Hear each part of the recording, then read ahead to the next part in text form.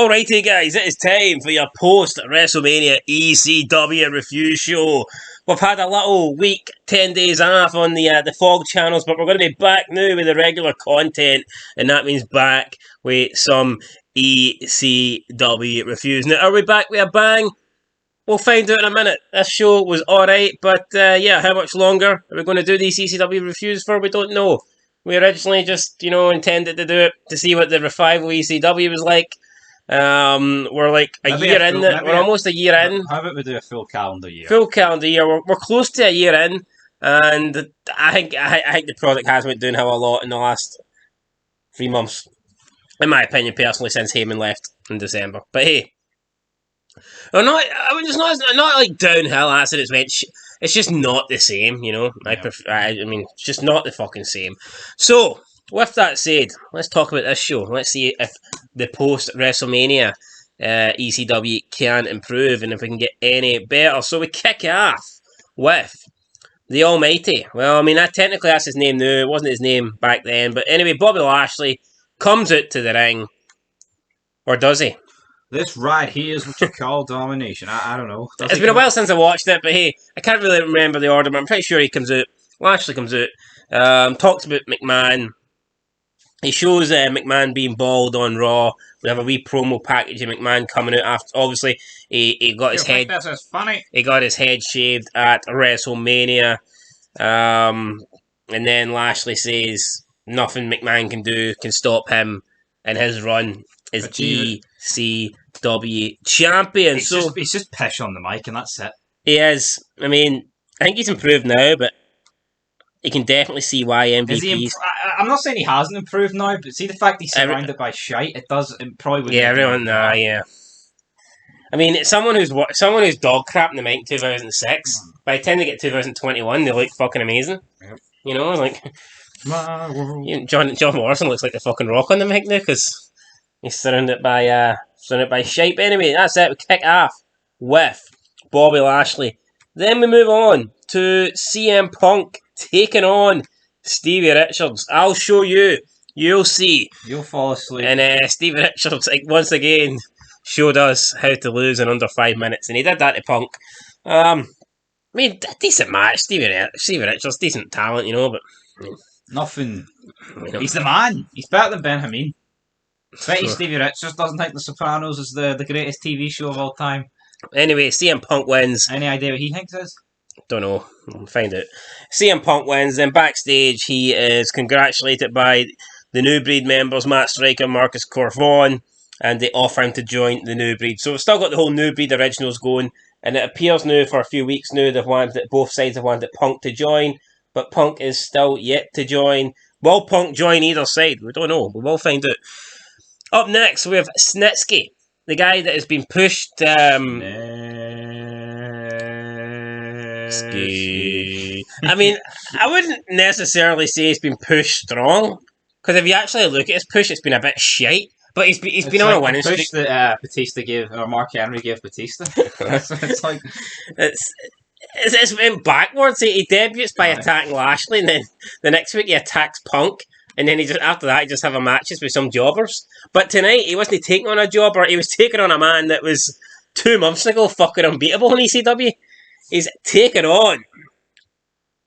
What's the start of his theme song? No, he says something. Hardcore Holly's theme song. What's it say to start it? Think fuck. How do you like me now? Is that not? The big shot. Is it not How Do You Like Me Now? I'm bored as fuck. Is it not How Do You Like Me Now? How do you like these apples? I don't know. Anyway, it's Snitsky versus Hardcore Holly. Snitsky defeated Holly in 3.5 minutes. True story though. I mean, see, about a month, 6 weeks ago, Hardcore Holly wasn't losing. I know. He beat Punk clean. He beat RVD clean. It was like, what the fuck's happening here? What's happening here, man? And it looked like he couldn't fucking lose to Lashley in that cage match at one point. It looked like it was all game over, but it wasn't game over. Snitsky won, and he took out Hardcore Holly by breaking his arm on the steel steps. Speaking of game on, or game over even, with the trailer for The Condemned, and Triple H seems to think that in the movie there's a part where Austin says "Game on" to Finney Jones, and Triple H thinks that was for him. Game on? What? Because he's the game. Aye, but really? Whoa, like... I'll say, to be honest, I wouldn't be surprised if Vince went to McMahon to see, he couldn't get Austin's dialogue changed to say game on here, would you? I know, I agree, but I can remember that in the movie. There's not... What else can you say? But, like, see when you watch... See when it shows you all the like... Well, I didn't say McMahon, like... But you see Shane, Triple H, Stephanie and all that, and all the other top talents, Cena, going to watch The Condemned. And it's like... It doesn't even feel like, they have to go because it's a WWE movie. The Condemned actually seems like a good movie. I couldn't imagine Austin and The Rock... Or, what was that? The Chaperone? No. Did Cena go and watch The Chaperone? No. Probably Stephanie McMahon didn't he watch The Chaperone? Fucking Triple H probably didn't he watch it? I mean, they probably... I wonder if Arnold Schwarzenegger, maybe they'll do a clap one day. Thinks Vinnie Jones' death is pure pish. He just shoots him, he's like... It could have been better, like... I don't know, it's just how they ran out of a fucking budget. Well... My fucking reality! This is my fucking reality! Good job, it's over then. Oh. Anyway... Best thing you'll see... This trailer for The Condemned is better than anything I've seen in wrestling in 5 years. So, I mean, you know... Talking about 5 years... 5 years... Clifford Reigns look good. Nathan Jones, mate. Mark Jindrak, Matt Morgan, whoever the fuck it is. It doesn't matter. Someone for Team Lesnar was in this movie and they looked no bad. It wasn't Lesnar. Team big fucking 6'6", fucking massive fucking meathead. Steroid. What is that gimmick on fucking SmackDown in like 2003-4? Like, fuck me. Oh, every fucking heel had to be like 6'6" and 300 pounds. I mean, come on. It was fucking Nathan Jones. That's it. Nathan bloody Jones. Nathan Jones. Well, do you know his name in The Condemned? No. Character name? Some German guy. No. Do you have a He's not fucking even name? German, is he? He is German. No, Is he? no, he's Russian. I think. Ukrainian. He's Ukrainian. I think he's Russian. No, he's Ukrainian. I remember the Ukrainian flag. No, he is. He's not Russian, but he's Eastern European. He might be. He might have a Ukrainian flag, but the guy Breckel, the guy running the show, says that he's Russian. Because he's talk. I remember he's talking. Oh man, the Russians, the Arabs don't have anyone to cheer for. You know, like he mentions Russian. Oh, Anyway, that's it. That's over. So that's just American ignorance. That's what that is. Like. I mean, they don't know the difference between Ukraine and Russia. Anything east of Germany's fucking USR. Russian. I mean, anyway, we had up next. We had a music video highlights for WrestleMania. Is what it is. Ladies and gentlemen, good evening, Saliva. What's the other? I can't even remember what the other song is. Memories will never die or something. Good, that's a good shout. So you type in Nathan Jones and a Welsh football manager comes up, and that's about it. Like, I mean, is he not the gay guy? I don't know. With the cauliflower here? I don't know, man. Then we got footage for the 2007 Hall of Fame. Then we had an extreme expose in the ring. I mean, I just don't see where that's going, you know. Condemned only did 8.6 million at box office. Is that bad? No, it's hardly fucking... What was the budget though? What's this, like fucking 50 million or something? I don't know what the budget was. Budget was probably pretty big though. Oh, I'd say the Condemned definitely done better than the Chaperone. Alright, well the DVDs did pretty good to be fair. See, I mean, there's no doubt the Condemned and See No Evil were like up there. And everything else since then's been... Although I would say the third best WWE movie is No One Lives. And if you haven't watched it, go and watch it. Big Brodus Clay's in it. Doesn't last long, like, but he's in it. Anyway, move on to the main event. It's a rematch. It's a WrestleMania repeat. Back then you didn't really get WrestleMania repeats, but at least this was a good one, unlike now, where I mean they have repeats for like 3 months straight. What is it? See, we can't. What is it with like the same matches, same feud happening for 3-4 months? I know, garbage. Anyway, it was the New Breed taking on the Originals in an Extreme Rules match, 8-man tag, 9 minutes long. I think this could they not have done Extreme Rules at WrestleMania? I just think maybe McMahon thought, fuck WrestleMania. I want to try and get these guys out without botching. I know, but there was no match at Mania. I know, it was not like... Well, they did have the Money in the Bank, didn't they? But there was no match that was Extreme Rules. That's what I mean, the Money in the Bank was like... Because they had the Money in the Bank... The last Mania, you had Money in the Bank, you had the Edge Foley thing. So I don't see why you couldn't have both. Plus, Why they were. trust Sandman and Sabu. Yeah, I think that's what it was. But it was a great match, this. Plus, they were separated though. I mean, it's not like they were putting the Extreme Rules match on right after the Money in the Bank match. But anyway, good match.